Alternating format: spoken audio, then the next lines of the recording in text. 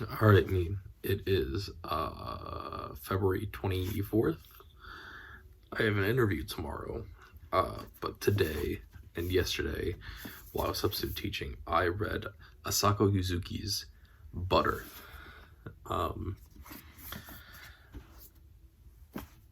This book is translated by Polly Barton, who I keep wanting to say is Dolly Parton, but that is not it. It's Polly Barton. This is a book that was translated 2024, I think. The English translation was published and helped kind of ignite this once again love of Japanese novels within specifically the UK, I think, within Britain. I think is where it got really published. I believe Yuzuki has another book that's going to be translated again this year. It's going to be released this year. So I'll read that when it comes out, but that's that. Yeah. This is a fascinating book. The tagline is a novel of food and murder. I don't necessarily agree with that in that sense, right? Because murder is, in this book, is something that it's like the plot requires it for things to move in the way that does, but it's not about murder, right? It's kind of like, oh, I don't know, right? Like Lord of the Rings is not about Gandalf's use of magic, right? And like, I'm trying to think of like plays and things, right? Like the Crucible isn't about Puritanism and the use of religious ideology, right? It is about how that is then used to propel things forward, right? And that's very much similar here, of where it's not like I was like lied to by the book, but it's certainly it's not about that, right? It's about living, right? Because the book is centered around Rika. There's a couple names in here that I have to keep straight, because there's Rika, who is our main female protagonist. She's a journalist. Her best friend is Reiko, who has just recently become a stay-at-home wife that is attempting to get pregnant. Oh boy, can't remember everyone's names. That's major in this. Those are the two big ones, right? And then there is Kaji, who is this woman that has been arrested for the suspected murder of 3 men. And it becomes this huge deal. First of all, it's based on a true story. I don't remember the exact title of the murder. I want to say it's the Kangetsu murders, but I don't think that's it. But it is based on a real set of murders that occurred in which a woman met men through a dating website that was specifically geared towards older men, and then would, I don't remember the exact details, but within the story of Butter is that Kaji was dating affluent men who would then pay for her to go and do a whole bunch of things, or just pay her very generously. And then they all started dying off very suddenly.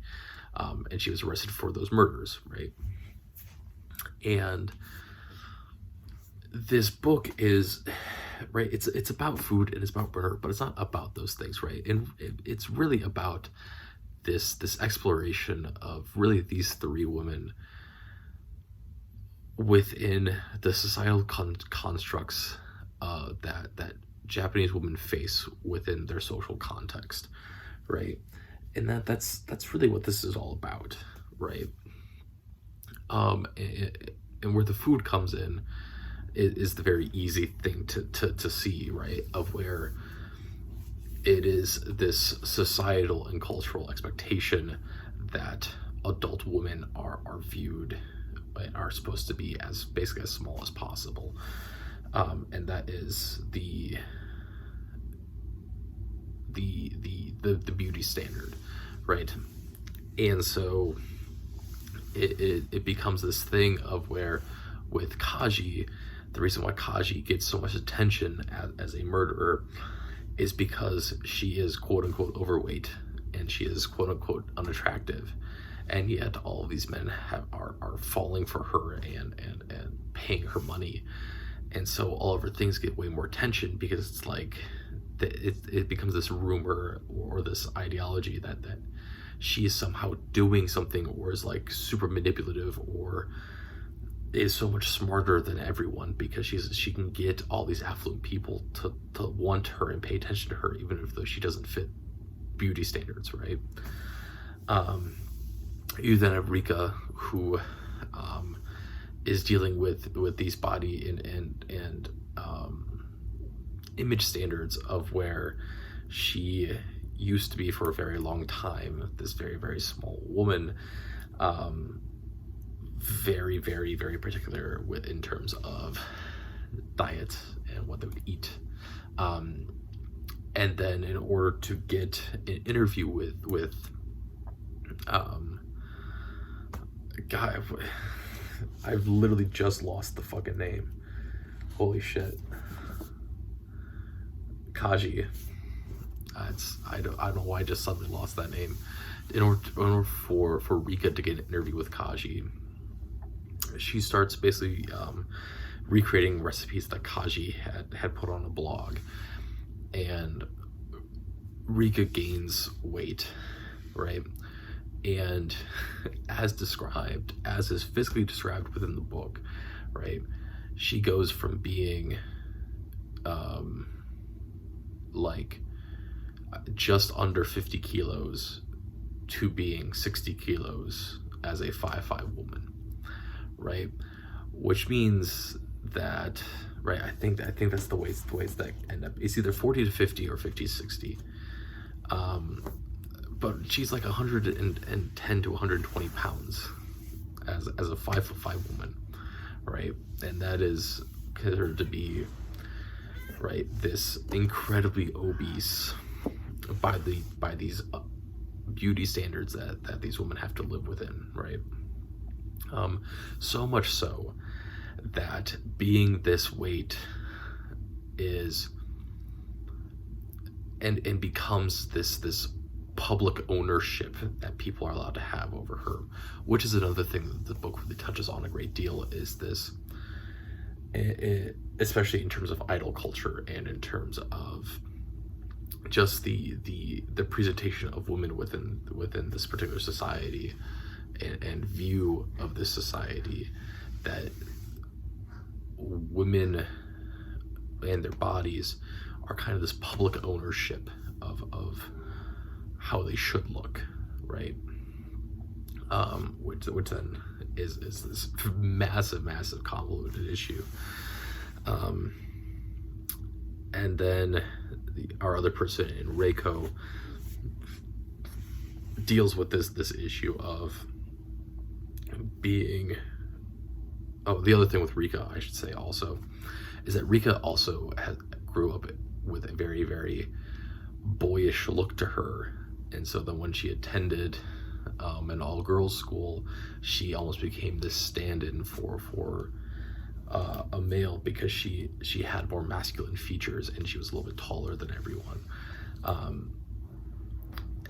So she's struggling with all of these things, And then you have Reiko, who fits much more in line with the traditional beauty standards that exist within this world, in this society. And then just the trappings of that, right? Of where, even though she is doing exactly what she is supposed to do, and fits perfectly within this bill, well, now her significant other is constantly afraid to lose her, and is unwilling to do certain things.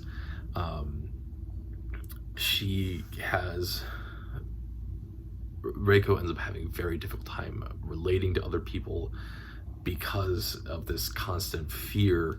And we see this also a great deal within Western culture as well, of like, the most attractive people are also the people that tend to have the least amount of friends, because there is this assumed fear that exists of where if you cannot give something towards someone who is attractive, therefore they're not going to be interested in you at all, right? And so you have these three things all kind of intertwining, and that's kind of what all the interplay is within these characters, right? And that's what this story is really about, is this kind of interplay between the societal expectations of women and their standards, not only for beauty but also for what they should do, which is the next part, but and just who they are as people, right? And then we kind of get into this very difficult conversation about, right, what does it mean to be a person in general, right? And what is a person's role within society, right? And you have Kaji, who basically ends up proposing this very traditional role of women, that women are meant to serve men, and the only joy in their life should be within raising children and providing a home, right? That becomes kind of this viewpoint that she protrudes, and Reiko ends up kind of falling along this line in just a slightly different path, right? Because what we eventually learn throughout all of the book and through all this investigative journalism and all these things, is that Kaji, that's what she's saying on the outside and telling people, but really the interpretation is that she's doing these things, but the reason that men love her so much and are so attracted to her is because she does these things in a way that is very self-centered and self-focused, right? And so it is playing homemaker and doing these things not because that is what her role is, but because that is what she wants to do, right? Versus Reiko, who ends up being this person who is trying to be a homemaker, but isn't doing it because that's what she wants to do. It's doing it because it's what she thinks that her partner wants from society and from a partner, right? And so it ends up being this very difficult conversation with Reiko of what does she actually want, right? Because what we end up seeing is that when Reiko can have an independent life, she chooses it immediately. She was very outspoken as a young adult. She rejected, she is completely rejected and cut herself off from her parents. When the opportunity rises for her to do investigative journalism on her own in a couple different points throughout the book, right, she jumps at the chance, right, and does not think anything of it, right, even though it ends up harming Rika. And so you end up with this character who is very clearly wants this very, very high level of independence and wants to be their own person, but then comes back to trying to play homemaker and trying to be this traditional housewife character, because that is what is expected of her as within the society, right? And ends up being terrible for everyone. And then you end up having Rika, who is a lot more on the purely independent side. We also get a lot more detail on her inner struggle with what is expected of her versus what she wants to do, right? And she falls much more in line with what she would like to do, right? But so much of this book is about her doing things not because it's her own idea, but because it is someone else's idea that she wants to achieve, right? And so the vast majority of this book ends up being that Rika is going to Kaji and is telling Kaji about these dishes or these eating experiences that Rika has read from Kaji, and then Kaji goes and says, okay, I will give you more information, but now you need to go do this. And it is 99% of the time eating in some way. And right, it's this kind of cycle of trying to get more information out of Kaji, who then wants some sort of food experience out of Rika, so that Rika has to go and do something, and then we read what they're doing to get the food and then come back, right? And that's kind of the setup of everything.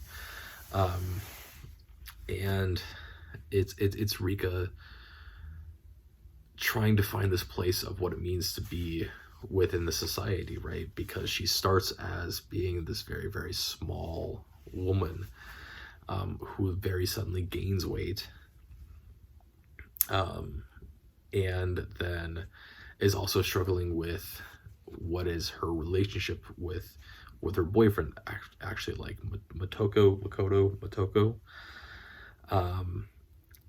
and the failures of that, right?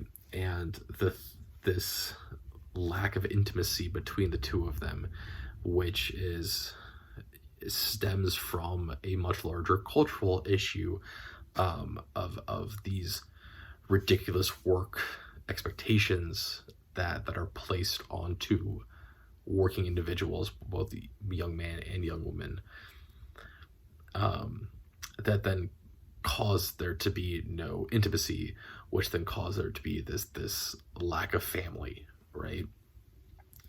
Which then eventually leads to the lower birth rate within Japan, right?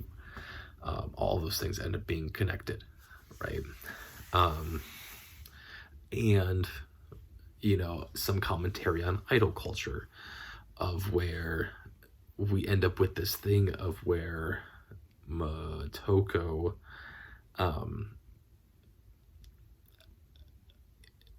in kind of a roundabout way, we find out that Motoko is a massive fan of this idol group that is middle school girls, right?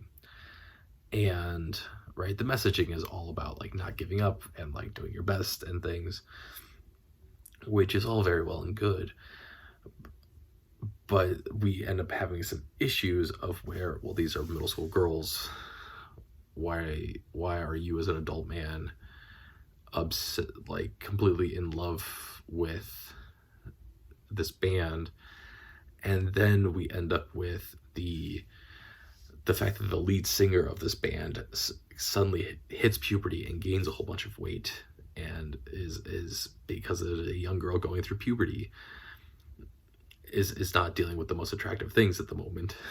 And then Motoko suddenly is no longer a fan of this band, right? And it becomes this very great issue for Rika of,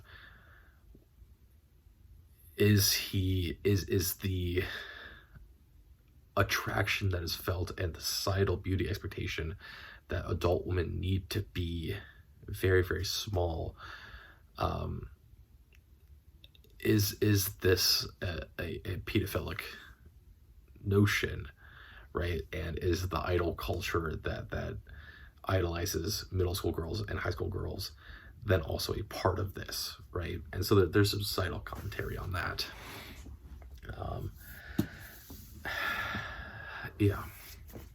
And then finally, I think the last thing to talk about is then this societal expectation and cultural expectation about the relationship between women, right? Of where what we end up seeing this being this great massive downfall for Kaji is that actually there's two more things between women, right? Is you have this entire thing of where you have Rika and Reiko who have been best friends for forever, and their relationship is kind of falling apart and then getting back together and falling apart. There is still some lingering infatuation there from when they went to high school together, and Rika played that Prince Charming within the all-girls school, and so you have this ongoing fight between the two of them of, you know, what is this relationship actually like, right? And then you also have Kaji, who is desperate for friends, right? But it is unwilling to admit that. And so within the book chronologically, it ends up being kind of this weird push and pull between Rika and Kaji while Rika's visiting Kaji in the detention center, of where clearly Kaji just needs someone to talk to that is about the mundane things in the world. And then eventually we get to see kind of this cooking lessons that Kaji used to be a part of, and that all these women were very fine, of where they get to leave all of these issues behind of and just cook together and just know each other on a first name basis and know what their skills are, and they just get to cook together and that's it. Whereas Kaji comes in and wants to know everything about everyone, right? Because she is so desperate for friendship, but she's also very desperate for societal conformity, I guess would be the right word I'm looking for, right? And this societal hierarchy to be very clearly established, right? Which, yeah, and so we learn a lot more about Kaji through that. And then we finally get to the actual murder part. Because the murder part in this is that Kaji has been arrested for the deaths of 3 men. And then we eventually learn that that Rika's father not necessarily is not connected to Kaji at all, but falls into the same realm of where these deaths are quote unquote are indirect, right? Because they are not at the direct fault of anyone other than the actual victim, right? But they are a result of this societal expectation that is put onto women and to men, of where there's no expectation for adult men to take care of themselves, right? And it is entirely up to the women to take care of them. And so all of these men are men that in Rika's viewpoint, or in Rika's life with her father, right?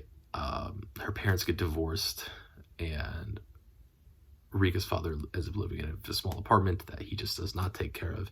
He does no cleaning, no cooking for himself, and then ends up dying the day after Rika had canceled like a dinner date with her father, right? And so Rika holds this guilt in her that she in some way caused the death of her father because she canceled on him, right?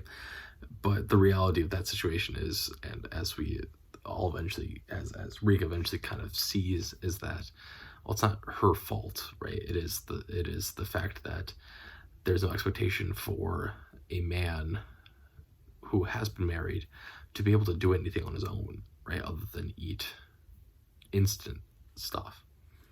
And the same thing kind of ends up going for all these three men that Haji has been arrested for, of where Haji was playing homemaker for them and doing these for her own pleasure.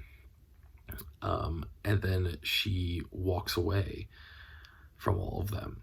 And in suddenly having to take care of themselves, they can't do it. And then they all end up dying in different ways. And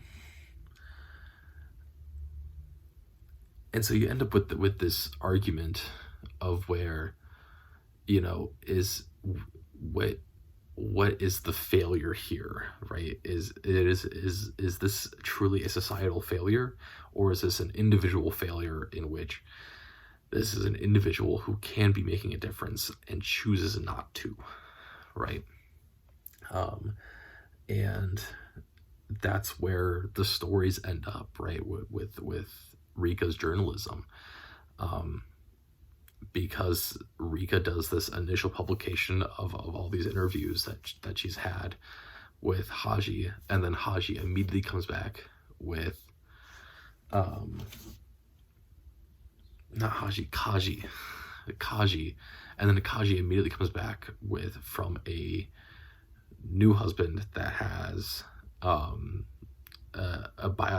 autobiography line immediately to publish, that is now a contradiction of all of these interviews that have been conducted by Rika, right? And so it is, you know, whose side of the story do you actually believe here, especially in regards to what is the personal ownership and what is the societal expectation for how do we treat people and how do we treat adults and what constitutes murder.